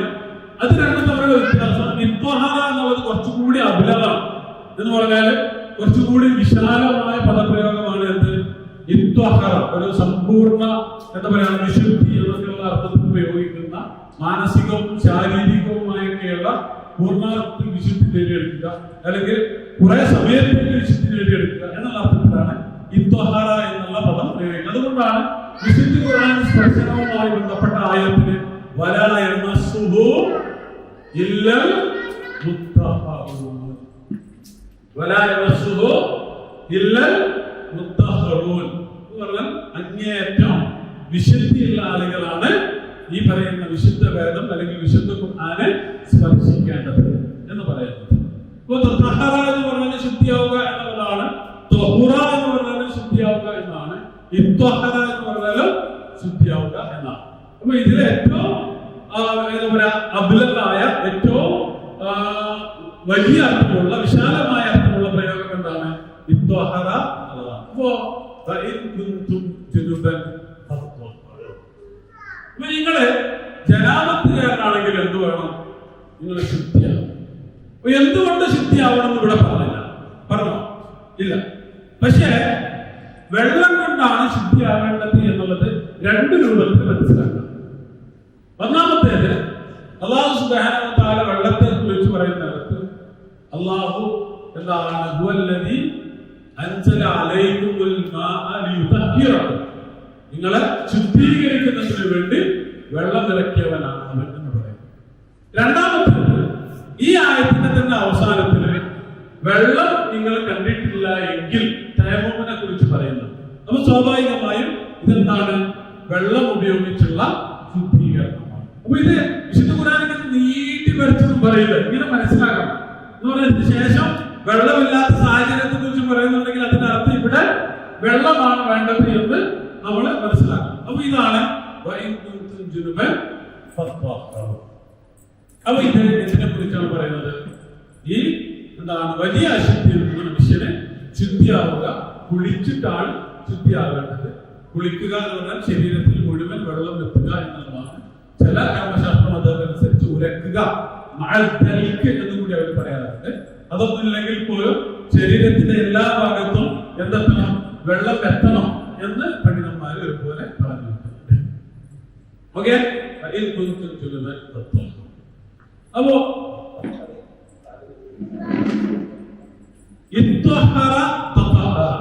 ശരിക്കും ഒരേ സാധനമാണ്. തതഹറ എന്നുള്ളതിലെ താവും കൂടി ഒരുമിച്ച് വന്നുകൊണ്ട് പ്രൊനൗൺസ് ചെയ്യാൻ പ്രയാസമായിട്ടാണ് ഇത്വഹറ വരുന്നത്. പക്ഷെ അതേസമയം പണ്ഡിതന്മാരെ അതിനെ രണ്ടിനെയും വിശദീകരിക്കുന്നിടത്ത് ഇത്വഹറ എന്നുള്ളത് കുറച്ചുകൂടി അബ്ലഗാണ് എന്ന് പറയുന്നുണ്ട്. എന്ന് പറഞ്ഞാൽ കുറെ നേരത്തെ മറ്റൊരു ഓരോ സന്ദർഭത്തിൽ ചെയ്യാൻ പറ്റും. ഒരു നമസ്കാരത്തിന്റെ സമയത്ത് അതല്ലെങ്കിൽ ഏതെങ്കിലും ഒരു പ്രത്യേക സന്ദർഭത്തിൽ ശുദ്ധിയാകുന്നതിന് തതഹറ.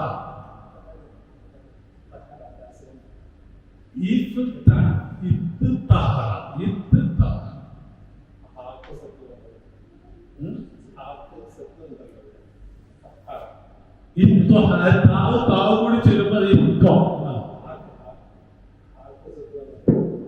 ആദ്യം തന്നെ തഹറ എന്നുള്ളടത്തുണ്ടല്ലോ, ഓൾറെഡി ഉണ്ട്. മറ്റേ തൊഹുറ എന്ന് പറഞ്ഞിടത്താണ് ഇല്ലാത്തത്. മറ്റൊരു തഹറയിലും ഇത്തഹറയിലും ഓക്കെ. അപ്പോ വൈകുന്നതും ജുനുബൻ തത്വം. അപ്പൊ ഇതാണ് കുളിയെ കുറിച്ച് എന്ന് പറഞ്ഞാൽ വലിയ അശുദ്ധിയാണെങ്കിൽ നിങ്ങൾ കുളിക്കണം. ഇനി അടുത്തത് മറ്റു ചില സാഹചര്യങ്ങൾ, അതാണ് തയമ്മും. അപ്പൊ ആദ്യം ഒന്നുവിനെ കുറിച്ച് പറഞ്ഞു, പിന്നെ കുളിയെ കുറിച്ച് പറഞ്ഞു, ഇനി അടുത്തത് തയമ്മുവിനെ കുറിച്ചാണ് അള്ളാഹു പറഞ്ഞത്. അപ്പൊ അവിടെ നിങ്ങള് രോഗിയാണ്. മരീമ എന്നുള്ളതിന്റെ ബഹുവചനമാണ് മർള എന്ന് പറയുന്നത്. എന്ന് പറഞ്ഞാല് രോഗി.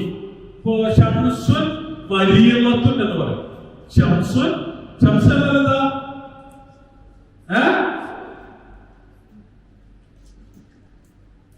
സൂര്യൻ. സൂര്യനാണ് ശംസ് എന്ന് പറയുന്നത്. ശംസുൻ മരീമത്ത് എന്ന് പറഞ്ഞാല് ഈ പ്രകാശം മങ്ങിയ സൂര്യനാണ് എന്ത്? ശംസുൻ മരീമത്ത്. അതുപോലെയാണ് രോഗിയായ മനുഷ്യൻ. മുഖത്തുകൾ നോക്കിയാൽ മനസ്സിലാവും അവന് വയ്യ എന്ന് പറഞ്ഞാൽ മങ്ങിയും നിറം മങ്ങിയിട്ടുള്ള ഒരു കോലത്തിലായിരിക്കും. അപ്പൊ അതിന് ആ ഒരു ബേസിൽ നിന്നാണ് ഈ പറയുന്ന മരീല് മർള എന്നൊക്കെ വരുന്നത്. നിങ്ങള് രോഗിയാണെങ്കിൽ എന്ന് പറഞ്ഞാൽ ഇപ്പൊ നേരത്തെ പറഞ്ഞ പോലെ വെള്ളം കൊണ്ട് ശുദ്ധിയാവണം എന്നാണ് പറഞ്ഞത്. അപ്പൊ രോഗിയാവുമ്പോ ചിലപ്പോ വെള്ളം ഉപയോഗിക്കുവാൻ പറ്റിക്കൊള്ളണമെന്നില്ല. ചില സന്ദർഭങ്ങളിൽ ഇപ്പൊ കൈവരേണ്ടതാണ്, ആൾക്ക് പരിക്കുണ്ട്, വെള്ളം ഉപയോഗിക്കാൻ പറ്റില്ല. അതല്ലെങ്കിൽ വളരെ ശക്തമായ പനിയുണ്ട്, വെള്ളം ഉപയോഗിക്കരുത്, അല്ലെങ്കിൽ അങ്ങനെയൊക്കെയുള്ള സാഹചര്യങ്ങൾക്ക്. അപ്പൊ നിങ്ങൾ രോഗിയാണെങ്കിൽ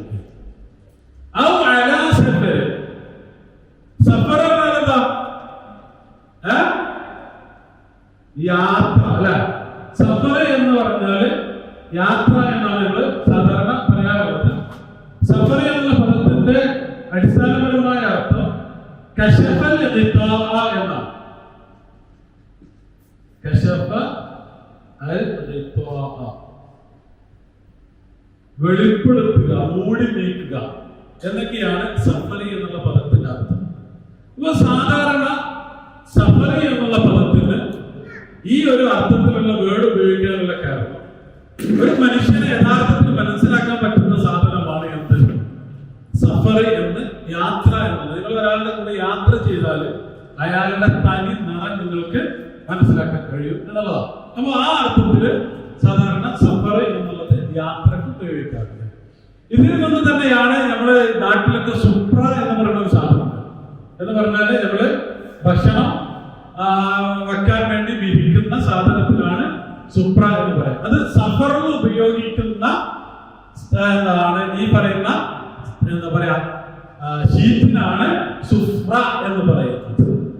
അപ്പൊ ശരിക്ക് ഒരു സംഗതിയെ വെളിപ്പെടുത്തുക എന്നുള്ളതാണ്. ഇതിൽ നിന്ന് തന്നെയാണ് സിഫർ, സഫർ, അസ്ഫാർ എന്നുള്ള പദം വന്നിട്ടുള്ളത്. അസ്ഫാർ എന്താണ്? മസലുല്ലദീന ഹുമ്മിലു തൗറാത്ത സുമ്മ ലം യഹ്മിലുഹാ കമസലിൽ ഹിമാരി യഹ്മിലു അസ്ഫാർ. ഏടുകൾ എന്നാണ് അർത്ഥം പറയാറുള്ളത്. യാഥാർത്ഥ്യങ്ങൾ വെളിപ്പെടുത്തുന്നവ, അതാണ് എന്ത്? ഏട് എന്ന് പറയുന്ന സാധനം. അപ്പൊ ആ ഒരൊറ്റ പദത്തിൽ നിന്ന് സഫർ, യാഥാർത്ഥ്യങ്ങൾ, ഒരു മനുഷ്യന്റെ തനി നിറം പുറത്തേക്ക് കാണിക്കുന്ന സാധനമാണ് സഫർ എന്ന് പറയുന്നത്. അതുപോലെ തന്നെ സുഫ്ര എന്ന് പറയുന്നത് സഫറിൽ വിരിക്കുന്ന, ഭക്ഷണത്തിന് വേണ്ടി വിരിക്കുന്ന വിരിപ്പിനാണ് സുഫ്ര എന്ന് പറയുന്നത്. അതുപോലെ തന്നെ അസ്ഫാർ എന്ന് പറയുന്ന സാധനം യാഥാർത്ഥ്യങ്ങളെ വെളിപ്പെടുത്തുന്ന വേദഗ്രന്ഥങ്ങൾക്കാണ്, ഏടുകൾക്കാണ് അസ്ഫാർ എന്ന് പറയുക. ഇപ്പൊ അല്ലെങ്കിൽ നിങ്ങൾ യാത്രയിലാണ്. അപ്പൊ ഈ പ്രയോഗം വിശുദ്ധ ഖുർആനിൽ വേറെയും വന്നിട്ടുണ്ട്. എന്ന് പറഞ്ഞാൽ നിങ്ങള് യാത്രക്കാരൻ എന്തുണ്ട്? ജമ്മു കസറൊക്കെ ഉണ്ട്. അപ്പൊ കസറിനെ കുറിച്ച് സഫർ എന്ന് പറയും. പക്ഷെ ഇവിടെ കസറിന്റെ യാത്രയല്ല, വെള്ളമില്ലാത്ത യാത്ര. നിങ്ങൾ പേരുടെ മുറ്റത്തേക്ക് ഇറങ്ങിയതാണ്, പക്ഷെ ആ പരിസരത്തോടുകൂടി വെള്ളമില്ല, വീട്ടിലുമില്ല. ഇപ്പൊ വെള്ളമില്ലാത്ത സാഹചര്യങ്ങളൊക്കെ കടന്നു വരും. അപ്പോ സാധാരണ യാത്രയിലാണ് അറബികൾ വെള്ളം ലഭിക്കാതിരിക്കുക എന്നുള്ളത് കൊണ്ടാണ് കാരണം അവരുടെയൊക്കെ യാത്ര ഒരു ഭൂമിയിലൂടെ ദീർഘ ദൂര യാത്രയായിരിക്കും എന്നുള്ളതാണ്. അതേസമയം ഇത് കസറിന്റെ യാത്ര ഒന്നും ആയിക്കൊള്ളണമെന്നില്ല, കുറച്ച് ചെറുതായിട്ടൊന്ന് പുറത്തിറങ്ങിയതാണ്. പക്ഷെ നമസ്കാരത്തിന് സമയമായി നിങ്ങൾക്ക് വെള്ളമില്ല. അപ്പോ അതാണ് നിങ്ങള് യാത്രയിലാണ്, വെള്ളം ലഭിക്കാത്ത അവസ്ഥ.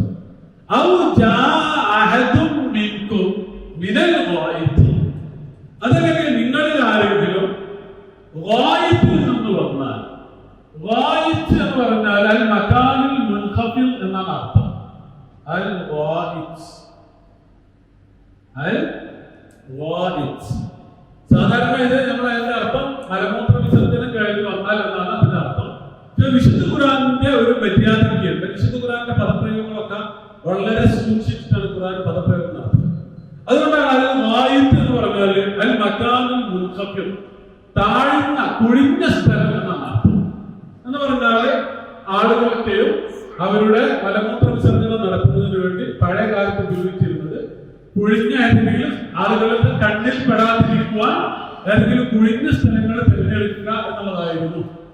അപ്പോ ആളുകളുടെ ശ്രദ്ധയിൽപ്പെടാത്ത കണ്ണിൽപ്പെടാത്ത മറയുള്ള സ്ഥലം എന്നുള്ള അർത്ഥത്തിലാണ് വിശുദ്ധ ഖുർആൻ ഈ പദം പ്രയോഗിച്ചിട്ടുള്ളത്. അതാണ്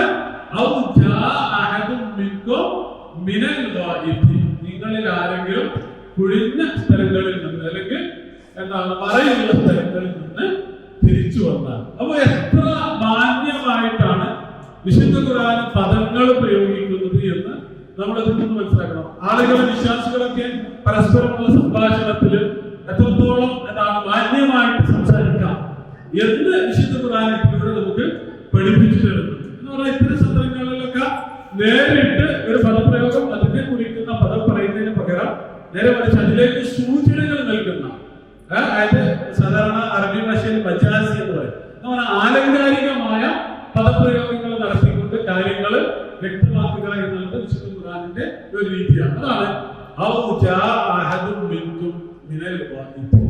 നിങ്ങളിലെ ആരെങ്കിലും ഈ പറയുന്ന എന്താണ് മലമൂത്ര വിസർജനം കഴിഞ്ഞ് തിരിച്ചെത്തിയാൽ അല്ലെങ്കിൽ കഴിഞ്ഞാൽ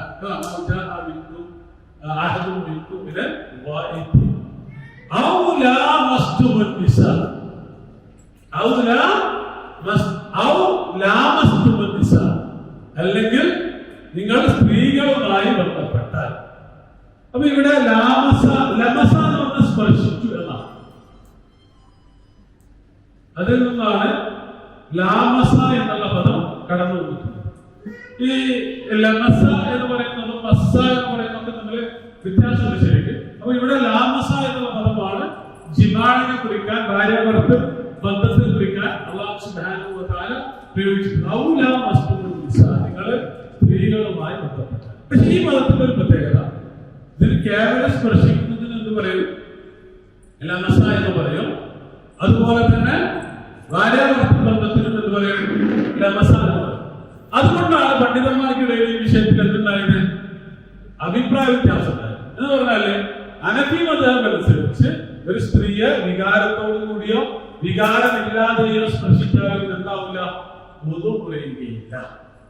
കാരണം ഹനഫി മദ്ഹബിന്റെ വ്യാഖ്യാനം അനുസരിച്ച് ഇവിടെ ലാമസ എന്ന് പറയുന്നത് എന്താണ്? ജിമാഅ് എന്ന് പറഞ്ഞാൽ ഭാര്യ ഭർത്തൃ ലൈംഗിക ബന്ധമാണ്. എന്നാൽ ശാഫിഈ മദ്ഹബ് അനുസരിച്ച് വികാരം ഉണ്ടെങ്കിലും വികാരമില്ലെങ്കിലും സ്ത്രീയെ സ്പർശിച്ചാൽ എന്താവും? വുദു കുറയും. കാരണം ഇവിടെ ലാമസ എന്നുള്ളതിന് സ്പർശിക്കുക എന്നാണ് ആരർത്ഥം പറഞ്ഞിട്ടുള്ളത്? ശാഫിഈ മദ്ഹബ് അർത്ഥം പറഞ്ഞിട്ടില്ല. ഉമർ ഇബ്നു ഖത്താബ് റളിയല്ലാഹു അൻഹു അതുപോലെ തന്നെ അബ്ദുല്ലാഹി ഇബ്നു മസ്ഊദ് റളിയല്ലാഹു അൻഹു അഭിപ്രായം. അതുകൊണ്ടാണ് തവാഫ് ചെയ്യുന്ന സമയത്ത് എന്ത് മദ്ഹബ് മാറുന്നത്? ശാഫിഈ മദ്ഹബ് അനുസരിച്ച് തവാഫ് പൂർത്തീകരിക്കാൻ കഴിയുക. എന്താണ്? സ്വാഭാവികമായി സ്ത്രീകളെ തൊട്ടാല് വുദു കുറയും. തവാഫിന് എന്ത് വേണം? വുദു വേണം. അപ്പൊ പിന്നെ എന്ത് ചെയ്യും? ഹനഫി മദ്ഹബ് അനുസരിച്ചിട്ടാണ് സാധാരണ നമ്മൾ തവാഫ് ചെയ്യാറുള്ളത്. അപ്പൊ ഇതാണ് തമ്മിലുള്ള പദപ്രയോഗങ്ങളുടെ നിസാ എന്ന് പറഞ്ഞാൽ എന്താണ്? സ്ത്രീ എന്നാണ് അർത്ഥം. നിസാ എന്ന് പറഞ്ഞാല് സാധാരണ സ്ത്രീ. ഇതിന്റെ എന്നുള്ള പദത്തിൽ നിന്നാണ് നിസാ വന്നിട്ടുള്ളത്. ഇതിന് ഒരുപാട് വ്യത്യാസങ്ങളുണ്ട്. അതിൽ നസിയ എന്നുള്ള പദത്തിൽ നിന്നാണ് എന്ന് പറയുന്നത്. അത് സ്ത്രീവിരുദ്ധ പരാമർശമാണ്. നസിയ എന്ന് പറഞ്ഞാൽ മറന്നു എന്നാണ്. നമ്മൾ ധാരാളമായി മറക്കുന്നവളാണ് സ്ത്രീ എന്നുള്ളത് കൊണ്ടാണ് നിസാ എന്നുള്ള ഒരു വിശദീകരണം നൽകിയിട്ടുണ്ട്. പക്ഷെ ആ വിശദീകരണത്തെക്കാൾ കൂടുതൽ നസിയ എന്നുള്ളതല്ല ബേസ്. നസിയ എന്നാണ്. എന്ന് പറഞ്ഞാല് കുറച്ച് പ്രായം ചെന്ന സ്ത്രീകൾക്കാണ് എന്ന് പറയുക നിസാഇ എന്ന് പറയുക. സാധാരണ പെൺകുട്ടികൾ എന്നുള്ള അർത്ഥത്തിലല്ല, കുറച്ച് പ്രായമുള്ള മുതിർന്ന സ്ത്രീകളെ എന്നുള്ള അർത്ഥത്തിലാണ് നിസാ എന്ന് പ്രയോഗിച്ചതുപോലെ. അപ്പൊ നിസാഇ എന്ന് പറയുന്നത് കുറച്ച് എന്താണ് പ്രായം ചെന്ന സ്ത്രീകൾക്കാണ് വേണ്ടിയിട്ടാണ് എന്ന് പറയുക നിസാഇ എന്നുള്ള പദം പ്രയോഗിക്കുക.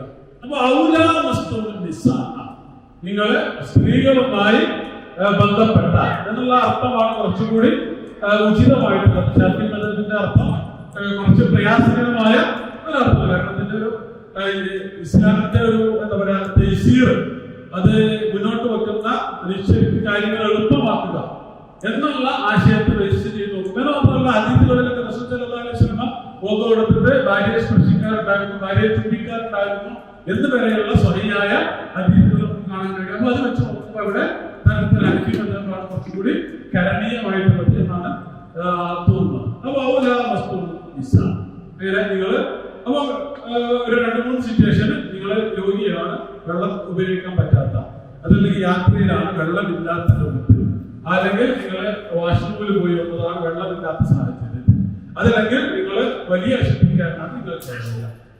അപ്പൊ ഇതാണ് ഇതിന്റെ ഫലം. ഈ ഒരു സിറ്റുവേഷൻ, ഏതെങ്കിലും ഒരു സിറ്റുവേഷനിൽ ഫലം നിങ്ങൾ വെള്ളം ലഭിച്ചതുമില്ല, കണ്ടതുമില്ല. അവിടെ വെള്ളം കാണുക, ലഭിക്കുക എന്ന് പറഞ്ഞാൽ ചിലപ്പോൾ ഉണ്ടാവും ഉപയോഗിക്കാൻ പറ്റുന്നതാവും, അതല്ലെങ്കിൽ വെള്ളം ഉപയോഗിക്കാൻ പറ്റുന്നതുണ്ടാവും പക്ഷെ എനിക്ക് ഉപയോഗിക്കാൻ പറ്റാത്ത സാഹചര്യം. രോഗത്തെ കുറിച്ച് പറഞ്ഞ പോലെ അപ്പൊ തെജിതു എന്ന് പറഞ്ഞാൽ ഇല്ല എന്നുള്ള അർത്ഥമല്ല, ഇല്ലാത്ത സാഹചര്യവും ഉൾപ്പെടും, ഉണ്ടായിട്ട് ഉപയോഗിക്കാൻ പറ്റാത്ത സാഹചര്യം. അപ്പൊ ഈ 2 സാഹചര്യങ്ങളിലും എന്ത് പറ്റും? തയമ്മം പറ്റും. അപ്പൊ വെള്ളമില്ലാത്ത സാഹചര്യത്തിൽ മാത്രമല്ല തയമ്മമുള്ളത്, വെള്ളം ഉണ്ടായിട്ട് ഉപയോഗിക്കാൻ പറ്റാത്ത സാഹചര്യത്തിൽ ഇതിന്റെ തയമ്മം ഉണ്ട്. അതാണ് തയമ്മം. മാല എന്ന് പറഞ്ഞാൽ വെള്ളം, മാലിന്റെ ബഹുവചനം എന്താണ്? മിയാ. മാല മിയാ. അപ്പൊ വെള്ളം, അതിന്റെ ബഹുവചനം മിയാഹ് എന്നുള്ളതാണ്. അപ്പൊ ആ ഭാഗം ഇൻഷാല്ലാ 1 മണിക്കൂർ ഏകദേശം കഴിഞ്ഞിരിക്കുന്നു. ഇനി കുറച്ചുകൂടി പൂർത്തീകരിക്കാനുണ്ട്. അടുത്ത ക്ലാസ്സിൽ ഇൻഷാല്ലാ നമുക്ക് പൂർത്തീകരിക്കണമെന്നാണ്. ഇതുമായി ബന്ധപ്പെട്ട സംശയങ്ങളുണ്ടെങ്കിൽ ചോദിക്കാം.